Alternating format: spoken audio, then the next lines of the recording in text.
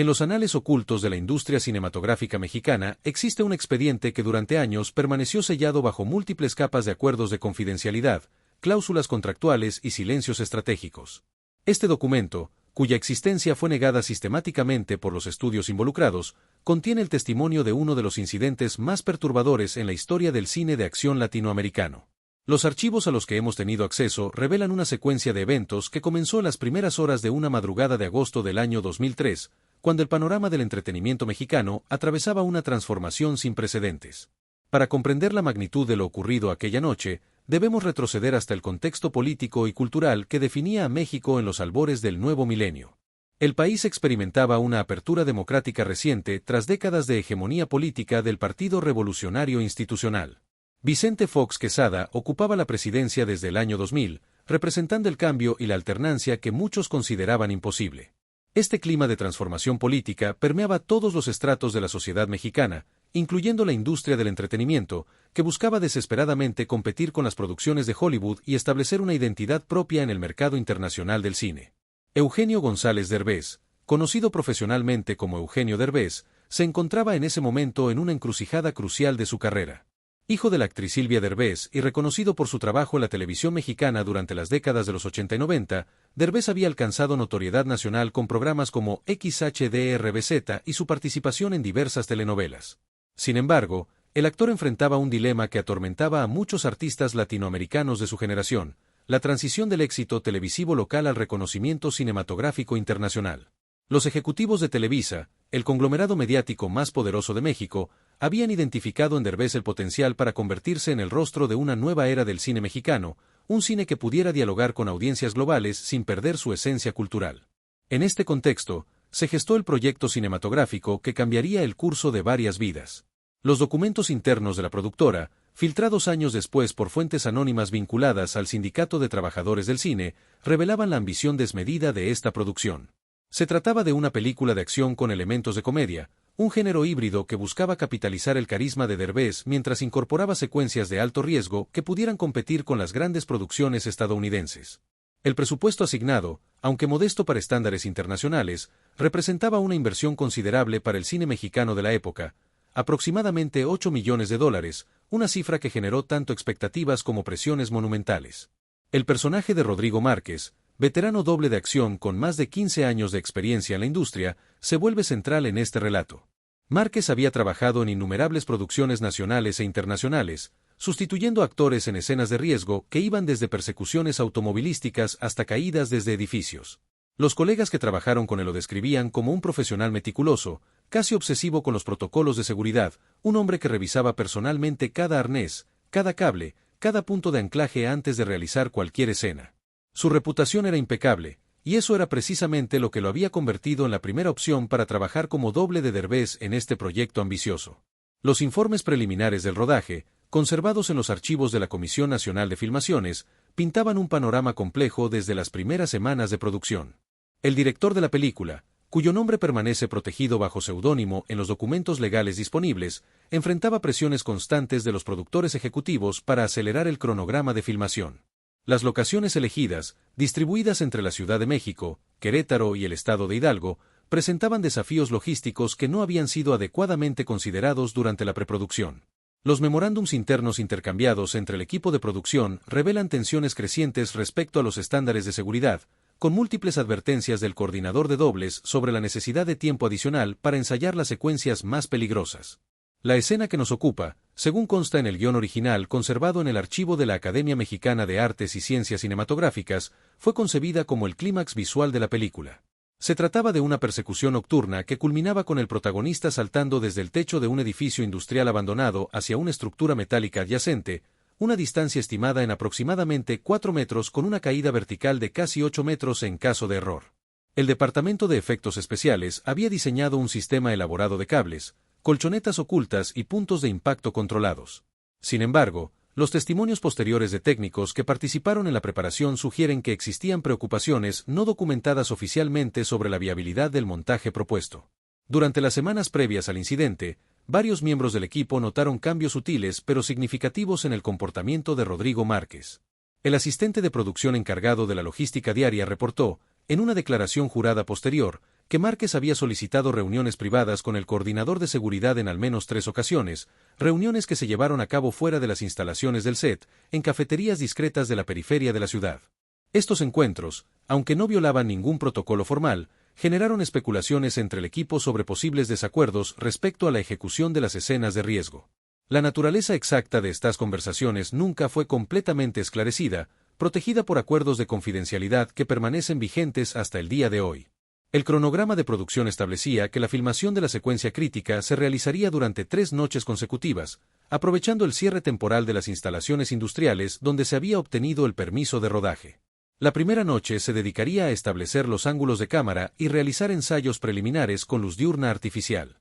La segunda noche incluiría ensayos completos con Márquez ejecutando versiones controladas del salto, mientras que la tercera noche estaba reservada para la toma definitiva que sería incluida en el montaje final.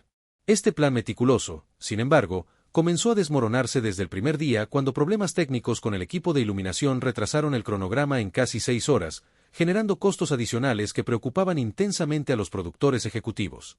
El ambiente en el set durante esas noches, según múltiples testimonios recopilados de manera independiente, era de tensión palpable. Eugenio Derbez, quien normalmente era conocido por su carisma y capacidad para mantener la moral del equipo elevada incluso en situaciones difíciles, se mostraba notablemente reservado, pasando largos periodos en su tráiler entre tomas, consultando repetidamente con su representante legal sobre aspectos no especificados del contrato de producción. Los asistentes de dirección interpretaban este comportamiento como nerviosismo natural ante la proximidad de secuencias peligrosas, pero algunos miembros veteranos del equipo técnico percibían algo más profundo, una inquietud que trascendía las preocupaciones profesionales habituales. La noche del 23 de agosto de 2003 marca un antes y un después en esta narrativa. Los registros meteorológicos de esa fecha indican que las condiciones climáticas eran estables, con temperatura ambiente de 18 grados centígrados y vientos moderados de velocidad inferior a 15 km por hora, dentro de los parámetros de seguridad establecidos para la escena. El equipo se reunió en la locación aproximadamente a las 9 de la noche, iniciando los preparativos técnicos que incluían la verificación final de todos los sistemas de seguridad, la colocación de las cámaras en sus posiciones establecidas y la coordinación con el equipo de efectos especiales para sincronizar elementos pirotécnicos menores que añadirían dramatismo visual a la secuencia. Rodrigo Márquez llegó al set poco después de las 10 de la noche, acompañado por su asistente personal, una práctica poco común pero no prohibida en las producciones de la época. Los testigos presentes notaron que Márquez portaba su propio equipo de protección personal, incluyendo un casco especializado y rodilleras que había adquirido independientemente, una medida que interpretaron como profesionalismo adicional, pero que años después sería reexaminada bajo una luz completamente diferente. Durante la hora siguiente, Márquez supervisó personalmente la instalación de los arneses y cables de seguridad, realizando pruebas de tensión que excedían los protocolos estándar, insistiendo en verificar cada punto de anclaje con equipos de medición que había traído consigo. Los primeros ensayos se realizaron aproximadamente a las 11:30 de la noche, con Márquez ejecutando versiones modificadas del salto que permitían al equipo de cámaras ajustar sus posiciones y al director evaluar la composición visual de la escena. Todo procedía según lo planificado hasta aproximadamente la medianoche, cuando ocurrió el primer indicio de que algo no estaba completamente bajo control. Durante uno de los ensayos, uno de los cables secundarios del sistema de seguridad mostró signos de tensión excesiva, produciendo un sonido metálico que alertó inmediatamente al coordinador de dobles. La filmación fue detenida mientras el equipo técnico examinaba minuciosamente todo el sistema, un proceso que consumió casi una hora completa y aumentó la presión sobre el cronograma ya retrasado. Fue durante esta pausa técnica que comenzaron a materializarse las tensiones acumuladas durante semanas de producción. Los productores ejecutivos, que habían permanecido en constante comunicación telefónica con el set, expresaron su frustración ante los retrasos continuos, sugiriendo que los protocolos de seguridad estaban siendo excesivamente cautelosos y que la producción no podía permitirse más tiempo adicional sin comprometer el presupuesto total de la película. Estas conversaciones, interceptadas parcialmente por técnicos de sonido que mantenían activos sus equipos durante la pausa, revelaban una presión corporativa que contrastaba dramáticamente con las preocupaciones de seguridad expresadas por el personal técnico en terreno. Rodrigo Márquez, según múltiples testimonios coincidentes, solicitó una reunión privada con Eugenio Derbez aproximadamente a la 1:30 de la madrugada. Ambos hombres se retiraron al tráiler del actor, una conversación que se extendió por casi 40 minutos y de la cual no existe registro oficial. Los técnicos que trabajaban en las proximidades reportaron haber observado expresiones faciales intensas a través de las ventanas parcialmente cubiertas del tráiler, gestos que sugerían una discusión significativa aunque no necesariamente conflictiva. Cuando ambos emergieron, poco antes de las 2:15 de la madrugada, sus expresiones eran notablemente serias, pero procedieron a prepararse para continuar con la filmación sin hacer comentarios públicos sobre el contenido de su conversación privada. El equipo técnico reanudó los preparativos finales, ajustando las últimas configuraciones de cámaras y verificando una vez más todos los sistemas de seguridad. La atmósfera en el set había cambiado perceptiblemente, la tensión profesional habitual se había transformado en algo más denso, más ominoso, aunque nadie podría articular precisamente qué había cambiado. Los asistentes de dirección comenzaron a posicionar a todos los miembros del equipo en sus ubicaciones finales, preparándose para lo que esperaban sería la toma definitiva que permitiría envolver la filmación de esa noche y posiblemente completar la escena completa. Eran exactamente las 2:58 de la madrugada cuando sonó el teléfono celular del coordinador de producción. En aquel entonces, los teléfonos móviles eran dispositivos relativamente voluminosos, menos ubicuos que en décadas posteriores, y recibir una llamada en medio de la madrugada durante una filmación era suficientemente inusual como para captar la atención de quienes estaban cerca. El coordinador, un hombre llamado Fernando Solís con más de 20 años de experiencia en la industria, se alejó del grupo principal para tomar la llamada, pero su lenguaje corporal inmediatamente alertó a quienes lo observaban de que algo extraordinario estaba ocurriendo. Sus expresiones faciales transitaron rápidamente de confusión a incredulidad y finalmente a lo que varios testigos describieron como horror contenido. La llamada provenía de una fuente que inicialmente se negó a identificarse, pero que eventualmente resultó ser un empleado administrativo de la compañía de seguros que cubría la producción cinematográfica. Este individuo, cuya identidad permanece protegida hasta el día de hoy bajo diversos acuerdos legales, había estado trabajando hasta altas horas procesando documentación rutinaria cuando descubrió una inconsistencia alarmante en los registros de certificación del equipo de seguridad utilizado en la producción. Los archivos digitales recientemente digitalizados mostraban que varios componentes cruciales del sistema de arneses y cables habían sido certificados utilizando documentación que no correspondía con los estándares de inspección requeridos por las regulaciones de la industria cinematográfica mexicana. La información era devastadora en sus implicaciones. El empleado de seguros, motivado por lo que más tarde describiría como una intuición profesional inexplicable, había decidido verificar aleatoriamente algunos de los documentos de certificación y había descubierto que los sellos de aprobación correspondían a equipos completamente diferentes, utilizados en producciones anteriores. Alguien, en algún punto de la cadena de suministro y verificación, había falsificado o reutilizado documentación para hacer parecer que el equipo de seguridad había pasado inspecciones que en realidad nunca se habían realizado. La magnitud de esta negligencia, si efectivamente existía, podría no solo poner en riesgo inmediato a Rodrigo Márquez, sino comprometer legalmente a todos los involucrados en la producción. Fernando Solís caminó deliberadamente pero sin correr hacia donde se encontraba el director, consciente de que causar pánico en el set podría generar consecuencias impredecibles. Los siguientes minutos fueron descritos por diferentes testigos con variaciones significativas en los detalles, pero todos coinciden en los elementos esenciales de lo que ocurrió. Solís informó discretamente al director sobre la llamada, quien inmediatamente detuvo todos los preparativos y convocó una reunión urgente con el coordinador de dobles, el jefe de seguridad del set y Rodrigo Márquez. Eugenio Derbez, al percibir la conmoción, emergió de su área de preparación y exigió conocer la naturaleza de la emergencia. La revelación generó reacciones inmediatas y contradictorias. Márquez, cuya meticulosidad con los protocolos de seguridad ya había sido documentada, exigió una inspección completa e inmediata de todo el equipo, negándose rotundamente a proceder con cualquier toma hasta que cada componente fuera verificado por inspectores independientes. Los productores ejecutivos, contactados telefónicamente sobre la situación, expresaron inicialmente escepticismo sobre la veracidad de las alegaciones, sugiriendo que podrían tratarse de un error administrativo o incluso de un intento de sabotaje de competidores. Esta tensión entre seguridad y continuidad comercial encapsulaba perfectamente los conflictos inherentes de una industria que luchaba por equilibrar arte, comercio y responsabilidad humana. Derbez adoptó una postura que sorprendió a muchos presentes. Según múltiples testimonios, el actor declaró que la filmación debía suspenderse inmediatamente hasta que se obtuviera claridad absoluta sobre la seguridad del equipo, y además anunció que cubriría personalmente los costos adicionales derivados del retraso si los productores intentaban presionar para continuar. Esta decisión, que podría haber comprometido significativamente sus finanzas personales considerando los costos diarios de mantener un equipo cinematográfico completo en espera, reveló una faceta del actor que trascendía su imagen pública de comediante. Era un líder asumiendo responsabilidad moral en una situación donde las estructuras corporativas incentivaban lo contrario. Las horas siguientes se desarrollaron con una intensidad casi cinematográfica. El equipo de seguridad comenzó una revisión exhaustiva de todo el sistema de arneses mientras contactaban a inspectores certificados que pudieran desplazarse a la locación en plena madrugada. El empleado de seguros que había iniciado la alerta fue contactado directamente y proporcionó copias digitales de toda la documentación que había descubierto, información que fue examinada por abogados de la producción usando computadoras portátiles conectadas a módems de Internet que funcionaban con la lentitud característica de la tecnología de esa época.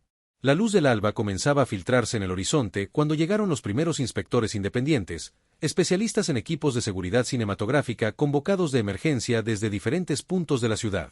La inspección completa tomó casi 4 horas y los resultados fueron simultáneamente tranquilizadores y aterradores. La mayoría del equipo de seguridad estaba en condiciones adecuadas y cumplía con todos los estándares requeridos. Sin embargo, 2 componentes críticos del sistema de arneses principal, específicamente los conectores que vinculaban los cables de acero con los puntos de anclaje en la estructura del edificio, mostraban signos de fatiga metalúrgica que no habían sido detectados en inspecciones previas. Los inspectores determinaron que estos componentes podrían haber soportado el peso y la tensión de los ensayos preliminares, pero existía una probabilidad significativa de falla catastrófica durante una ejecución completa de la escena a velocidad máxima. La comprensión de cuán cerca había estado Rodrigo Márquez de un accidente potencialmente fatal se instaló pesadamente sobre todos los presentes. Si la llamada de las 3 de la madrugada no hubiera llegado precisamente cuando llegó, si el empleado de seguros hubiera decidido posponer su revisión hasta el día siguiente, si los productores hubieran logrado presionar exitosamente para continuar con la filmación, el resultado podría haber sido una tragedia que habría marcado permanentemente la industria cinematográfica mexicana. Los cables defectuosos podrían haberse roto durante el salto, enviando a Márquez a una caída sin control hacia estructuras metálicas ubicadas varios metros debajo, un escenario que los expertos en seguridad estimaron habría resultado en lesiones graves o potencialmente mortales. La decisión de suspender indefinidamente la filmación de esa escena específica fue tomada por consenso aproximadamente a las 9 de la mañana, después de que todos los hallazgos fueran documentados exhaustivamente. Pero las repercusiones apenas comenzaban. Los productores ejecutivos enfrentaban ahora decisiones críticas sobre cómo proceder con una producción que había perdido su secuencia climática y enfrentaba potencialmente investigaciones legales sobre negligencia en protocolos de seguridad. Las compañías de seguros iniciaron sus propias investigaciones para determinar responsabilidades y posibles fraudes en la certificación del equipo. Los abogados de todas las partes involucradas comenzaron a negociar términos que protegieran a sus clientes mientras intentaban mantener viable el proyecto cinematográfico. Rodrigo Márquez, según reportes no confirmados pero consistentes de fuentes cercanas a la producción, tomó una decisión personal trascendental en los días inmediatamente posteriores al incidente. Aunque su contrato le garantizaba participación en cualquier refilmación de las escenas pendientes, el doble de acción comunicó a los productores que consideraría retirarse del proyecto a menos que se implementaran cambios fundamentales en los protocolos de supervisión de seguridad. No se trataba de una demanda monetaria ni de una búsqueda de reconocimiento público. Márquez exigía la contratación de un supervisor de seguridad independiente, no afiliado a la producción, que tuviera autoridad absoluta para detener cualquier escena que considerara riesgosa, sin necesidad de aprobación de productores o directores. Esta demanda generó un debate intenso dentro de la industria cinematográfica mexicana que trascendió el proyecto específico. Las asociaciones de dobles de acción, que habían existido en formas organizativas relativamente débiles hasta ese momento, comenzaron a movilizarse exigiendo reformas sistemáticas en los estándares de seguridad de toda la industria. Los sindicatos de trabajadores del cine, tradicionalmente enfocados en cuestiones salariales y de horarios, incorporaron las preocupaciones de seguridad como elementos centrales de sus plataformas de negociación.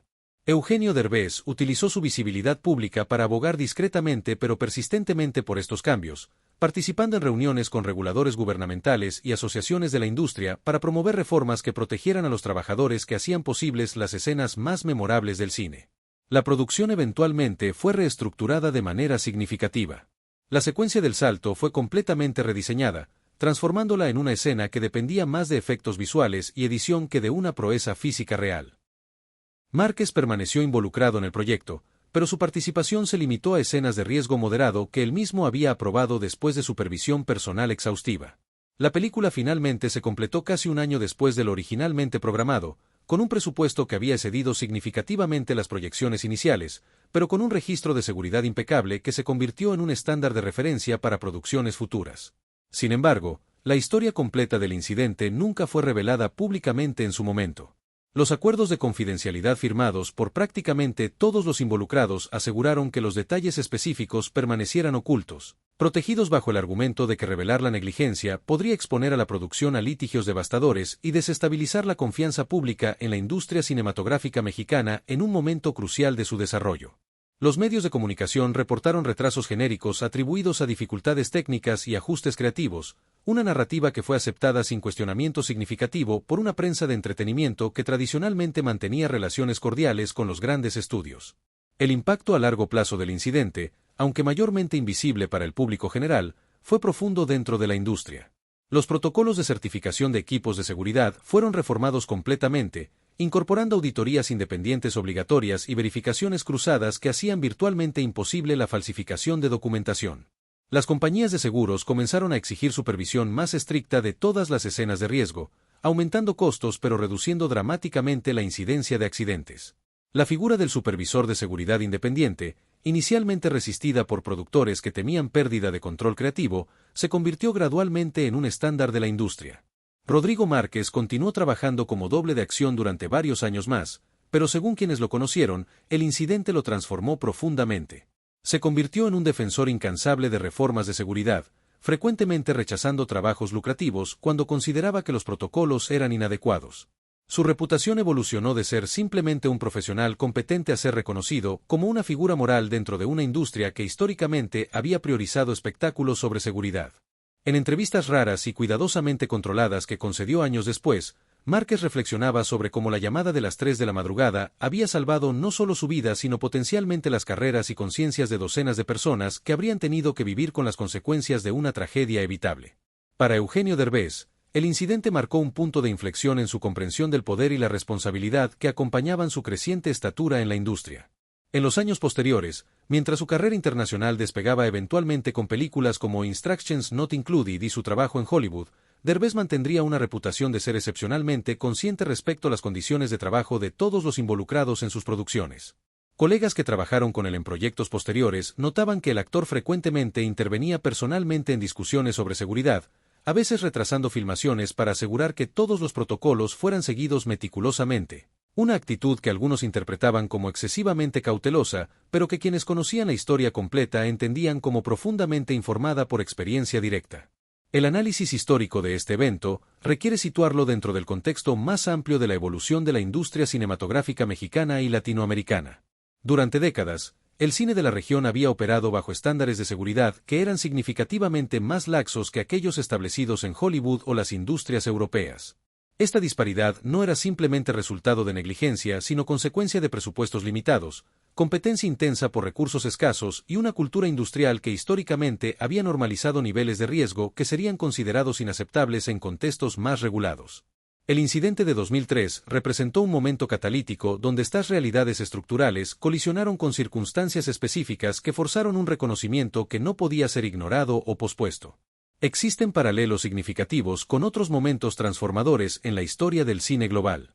El accidente mortal de la actriz Vic Morrow y 2 niños actores durante la filmación de Twilight Zone, de Movie en 1982 había generado reformas fundamentales en los protocolos de seguridad de Hollywood, particularmente respecto al uso de menores en escenas peligrosas y el empleo de efectos especiales que involucraban explosivos. El caso de Brandon Lee, quien murió trágicamente durante la filmación de The Crow en 1993 debido a un accidente con un arma de utilería mal inspeccionada, había reforzado la necesidad de supervisión constante de todos los elementos potencialmente peligrosos en un set. El incidente mexicano de 2003, aunque afortunadamente no resultó en pérdidas de vida, pertenece a esta genealogía de momentos donde la industria cinematográfica confrontó las consecuencias potenciales de priorizar producción sobre protección. Sin embargo, existe una dimensión adicional en este caso que merece consideración analítica profunda. La llamada de las 3 de la madrugada no provino de un regulador gubernamental ni de un activista externo, sino de un empleado de una compañía de seguros actuando sobre lo que él mismo describió como una intuición inexplicable. Este elemento introduce cuestiones filosóficas sobre causalidad, responsabilidad moral y los sistemas de protección social. ¿Qué motivó a este individuo a trabajar hasta altas horas examinando documentación rutinaria? ¿Qué proceso cognitivo lo llevó a cuestionar certificaciones que habían sido aceptadas sin escrutinio por múltiples revisores anteriores? La respuesta permanece en el territorio de la especulación, pero la pregunta misma ilumina algo fundamental sobre cómo los sistemas humanos dependen de vigilancia individual que trasciende protocolos formales. Los documentos desclasificados revelan que hubo investigaciones posteriores para determinar el origen de las certificaciones falsificadas, investigaciones que produjeron resultados ambiguos e insatisfactorios.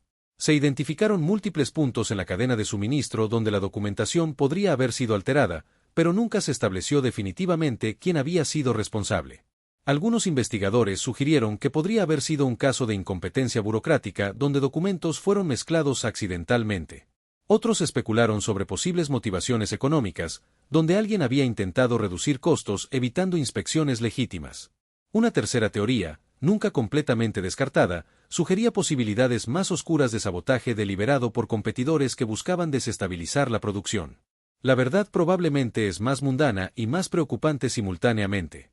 Los sistemas complejos de producción cinematográfica involucran docenas de contratistas, subcontratistas y proveedores de servicios, cada uno operando bajo presiones de tiempo y presupuesto que incentivan atajos. En este ecosistema, la falsificación o reutilización de certificaciones puede emerger no como resultado de maldad calculada, sino como consecuencia acumulativa de pequeñas decisiones individuales de reducir esfuerzo, cada una aparentemente insignificante en aislamiento pero potencialmente catastrófica en combinación. Esta interpretación no exculpa a los responsables, pero sitúa el problema dentro de dinámicas sistémicas que requieren soluciones estructurales más que simplemente identificar culpables individuales. El legado del incidente continuó manifestándose de maneras inesperadas durante los años siguientes. Cuando México comenzó a atraer crecientemente producciones internacionales de Hollywood buscando locaciones más económicas, los estándares de seguridad reformados después del incidente de 2003 se convirtieron en factor competitivo positivo.